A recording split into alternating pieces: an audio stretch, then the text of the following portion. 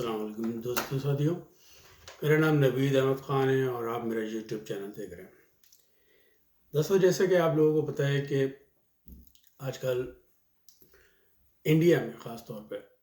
ویسے تو پوری دنیا میں ہی میں کرونا کی بات کر رہا ہوں کہ ویسے تو پوری دنیا میں کرونا نے جو ہے وہ پچھلے سال سے لے کے اس سال تک یعنی تقریباً 2 سال کا عرصہ ہونے کو آ رہا ہے، اپنے بہت زیادہ جو ہے وہ تباہ کاریاں کی ہوئی ہیں۔ پچھلی دفعہ اٹلی اور روم میں اس نے بہت زیادہ اپنی تباہ کاری کی تھی۔ اس دفعہ جو ہے وہ بھارت میں اس نے وہ کوہرام مچایا ہے کہ فی الامان و فی الحفیظ، یعنی الامان اور حفیظ۔ لہذا جہاں سب لوگ اس کے اوپر بات کر رہے ہیں تو میں بھی اس کے اوپر بات کرنا پسند کروں گا، اور وہ یہ کہ وہاں پہ اتنا زیادہ جو کرونا پھیلا ہے اس کی جو مین وجہ ہے، سب اپنی اپنی باتیں کر رہے ہیں، ظاہر انڈیا والے تو وہ چیز نہیں بولیں گے جو کہ حقیقت ہے۔ حقیقت تو یہی ہے کہ ان کے یہاں ایک ہوتا ہے کمبھ کا میلہ، جہاں پہ بہت سارے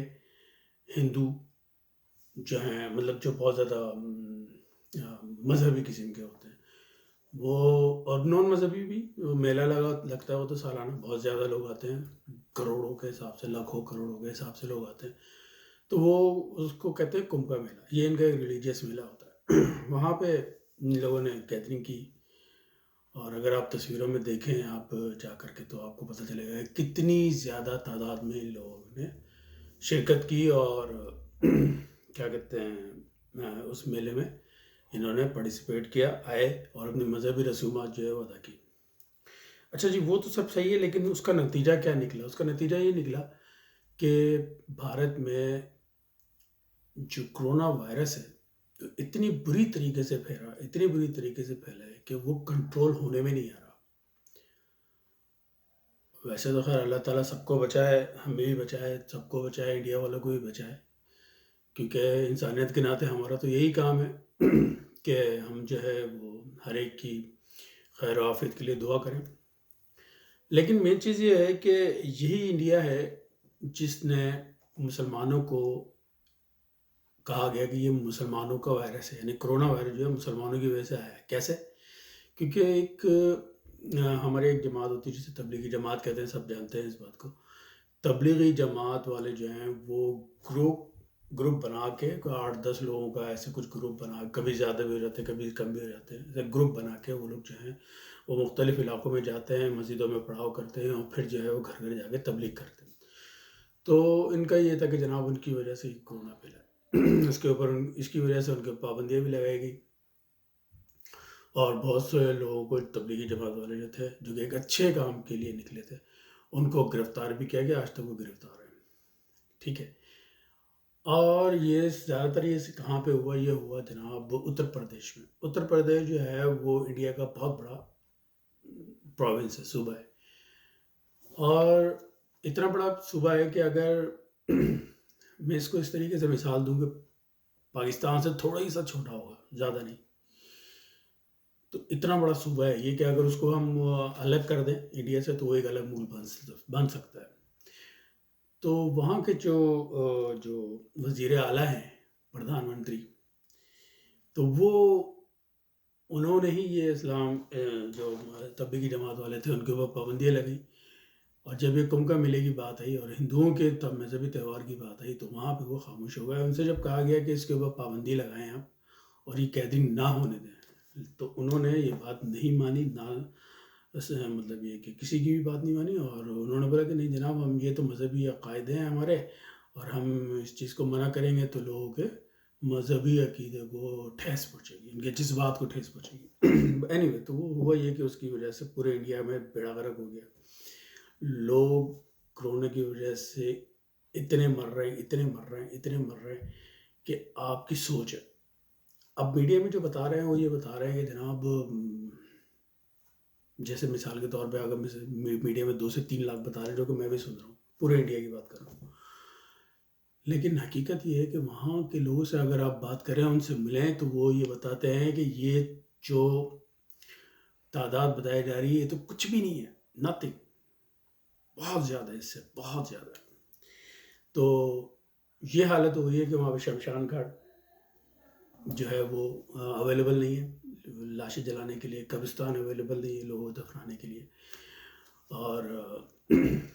لوگوں نے اپنی جو پیاروں کی جو لاشیں ہیں وہ لائن میں رکھ دی ہیں، اور ان کو جو ہے وہ پرچی دے دی جاتی ہے کہ جناب اب جب ان کی باری آئے گی ہم آپ کو بتا دیں گے اور آپ آ کر کے چلا دینا، ابھی ہمارے پاس ٹائم نہیں ہے۔ تو یہ مسئلہ تھا، اور پہلے یہ صرف بڑے شہروں میں تھا، اور اب جو ہے یہ گاؤں اور دیہاتوں میں بھی پھیل گیا۔ تو کہنے کا مطلب یہ ہے کہ ہمیں اس طریقے سے جو ہے وہ کبھی کسی کا مذاق نہیں اڑانا چاہیے، خاص طور پہ مصیبت کے ٹائم پہ۔ انڈیا کے میڈیا نے یہ بات کہی تھی کہ جناب جب پچھلے سال پاکستان میں کرونا آیا تھا تو میڈیا نے یہ کہا تھا کہ اب مرے گا پاکستان کرونا کی موت، جبکہ حقیقت اس کے برعکس ہو رہی ہے۔ اور آپ یہ دیکھ لیں کہ ہمارا پاکستان جو ہے، پاکستان والے گورنمنٹ سے لے کر کے عام لوگ اور جو ویلفیئر ایسوسیشنز ہیں وہ تک جو ہیں ان لوگوں نے انڈیا کی مدد کرنے کا عزم کیا ہے اور ان سے کہا ہے، اور ان کو بلکہ ہمارے ایدھی صاحب کی نے تو 50 ایمبولینسز بھیج بھی دی ہیں عملی طور پہ، کیونکہ ہمارا مذہب جو ہے ہمیں انسانیت کا درس دیتا ہے، اور ہم جو ہیں وہ ہمارے نزدیک انسانیت سب سے پہلے ہے۔ ٹھیک ہے، اچھا میڈیا کی اگر بات کریں تو میڈیا میں ہی جو ہیں ایک صاحب ہوتے تھے، ان کا نام تھا روہت سردانا، ان کا ہو گیا انتقال۔ وہ صاحب جو تھے انتہائی غصہ رسول تھے اور مسلمانوں کے بے حد خلاف تھے، یعنی ان کی منہ سے سوائے زہر کے اور کچھ نہیں نکلتا تھا مسلمانوں کے خلاف۔ تو ان کا جو ہے انتقال ہو گیا۔ اچھا ہوا یہ تھا کہ ان کو پہلے ہو گیا تھا کرونا، پھر وہ کرونا جو ہے بقول ان کے کہ جی وہ بالکل صحیح ہو گیا ہے۔ صحیح ہونے کے تھوڑے دن کے بعد میں انہوں نے اپنے آفس میں فون بھی کر دیا کہ جناب میں دوبارہ واپس آ رہا ہوں اور بیک ٹو دا آفس، اور مجھے جو ہے نا پروگرام دیا جائے۔ اس کے تھوڑے دنوں کے بعد میں ان کی مرنے کی خبر آ گئی کہ جناب ان کا انتقال ہو گیا۔ وجہ کسی نے بھی صحیح سے نہیں بتائی کہ وجہ کیا ہے۔ ایک پرسرار سی چیز رکھی ہے انہوں نے، یعنی خود مودی کے کیمپ کا بندہ، بی جے پی کا بندہ، وہ کرونا سے مر گیا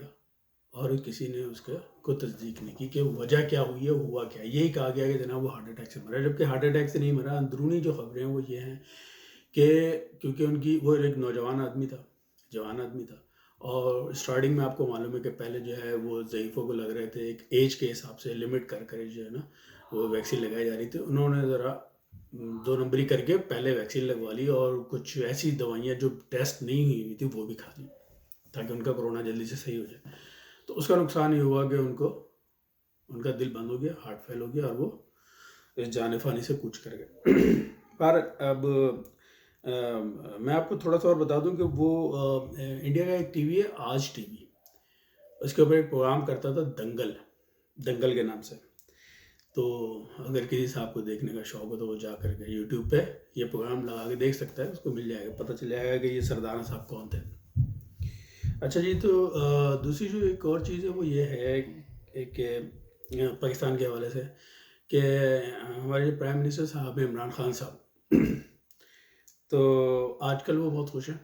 کس سے؟ ایف بی آر سے بہت زیادہ خوش ہیں۔ اس کی وجہ یہ ہے کہ ایف بی آر نے جو ہے وہ کافی زیادہ جو ہے وہ ٹیکس وصولی کر لی، اور یعنی پچھلے 2 سالوں میں، یعنی 2020 میں انہوں نے جو ہے وہ جو ریکوری کی ہے وہ میں آپ کو عمران خان صاحب پرائم منسٹر صاحب جو ہیں ان کا ایک ٹویٹ ہے، میں وہ ٹویٹ پڑھ کے آپ کو سنا دیتا ہوں کہ عمران خان صاحب کہتے ہیں کہ اپریل 2020 میں 240 ارب جمع ہوئے تھے ٹیکس، اور 2021 میں 97% کے اضافے کے ساتھ 384 ارب روپے جو ہے وہ جمع ہوئے ہیں۔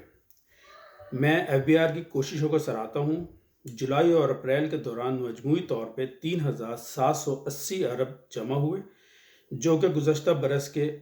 اسی دورانیے سے کہیں زیادہ ہے۔ اس سے ظاہر ہے کہ ہماری پالیسی پاکستان کی معیشت کو بحال کرنے میں مددگار ثابت ہو رہی ہے۔ لہذا ان یہ ایک اچھی خوشی کی خبر ہے۔ ایک اور خبر میں آپ کو دے دیتا ہوں کہ عمران خان صاحب نے جو ہے وہ، آپ کو معلوم ہے ہمارے یہاں کے جو بیوروکریٹس ہیں وہ انٹچیبل ہوتے ہیں، ہمارے یہاں تو ہر کوئی انٹچیبل ہے، جیسے جج صاحب بھی انٹچیبل ہے۔ تو تقریباً کوئی 22 ایسے افسران ہیں جو بڑی بڑی پوسٹوں پہ ہیں، ان کو جبری ریٹائر کرنے کا فیصلہ کر لیا ہے۔ یعنی وفاقی کابینہ میں یہ باقاعدہ جو ہے ڈیسائیڈ ہو گیا ہے کہ وہ کون سے 22 افسران ہیں جن کو جبری ریٹائر کریں گے، اور ان کے جو گریڈ ہیں وہ 20 سے 22 گریڈ کے وہ لوگ ہیں، یعنی آپ سمجھ لیں کتنی بڑی چیزیں ہوں، تو وہ ان کو جو ہے ریٹائر کر دیا جائے گا، فارغ کر دیا جائے گا جلدی، اور کیونکہ ان کی ظاہر پرفارمنس اچھی نہیں ہے، اور عمران خان صاحب کہتے ہیں کہ پرفارمنس چاہیے۔ اسی طریقے سے گریڈ 16 اور 17 کے جو لوگ ہیں وہ بھی انڈر رڈار ہیں، وہ بھی رڈار میں آ گئے، لہٰذا خطرے کی گھنٹی بج گئی ہے، پرفارمنس دکھائیں گے رہیں گے، نہیں پرفارمنس دکھائیں گے باہر ہو جائیں گے سسٹم سے۔ تو ناظرین، اسی بات پہ میں اپنی ویڈیو کو اختتام کرتا ہوں، اور اگر میری باتیں اچھی لگی ہوں تو مجھے لائک کریے اور سبسکرائب ضرور کریے، اور سبسکرائب کرنے کے بعد جب آپ سبسکرائب کریں گے تو ایک بٹن آئے گا آل، تو آل سبسکرائب پہ جو ہے ضرور کلک کریں۔ اس کا فائدہ یہ ہوگا کہ آپ کو میری ہر آنے والی ویڈیو کا نوٹیفیکیشن ملتا رہے گا، اور آپ میری ہر آنے والی ویڈیو جو ہے وہ بآسانی دیکھ سکیں گے۔ اپنا خیال رکھیے گا، اللہ حافظ۔